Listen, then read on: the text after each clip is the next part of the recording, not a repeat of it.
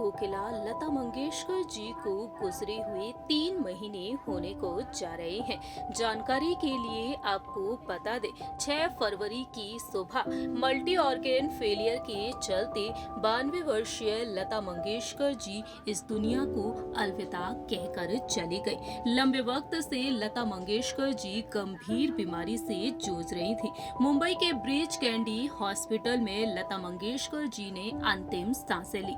लता मंगेशकर जी को पल पल याद करते हुए नजर आता है उनका पूरा ही परिवार। अनाथ महसूस करते हैं अब उनकी तीनों ही बहनें और उनके भाई हृदयनाथ मंगेशकर जी। लता मंगेशकर जी अपने घर में सबसे बड़ी थी, लेकिन आज वह हमारे बीच मौजूद नहीं है।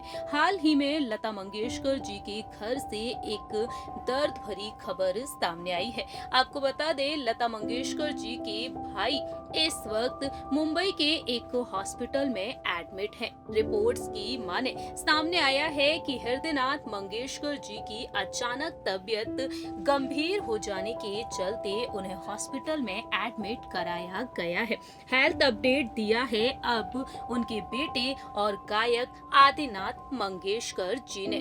आदिनाथ मंगेशकर ने बताया है कि उनके पिता को 10 दिनों के भीतर हॉस्पिटल से डिस्चार्ज कर दिया जाएगा। हालांकि ये नहीं बताया है कि आखिरकार उन्हें हॉस्पिटल में एडमिट क्यों कराया गया है। आपको बता दें, लता मंगेशकर जी के भाई हृदयनाथ मंगेशकर जो उम्र के बढ़ते हुए पड़ाव पर हैं, 84 इयर्स के हो चुके हैं हृदयनाथ मंगेशकर जी। वही हाल ही में लता मंगेशकर जी के पिता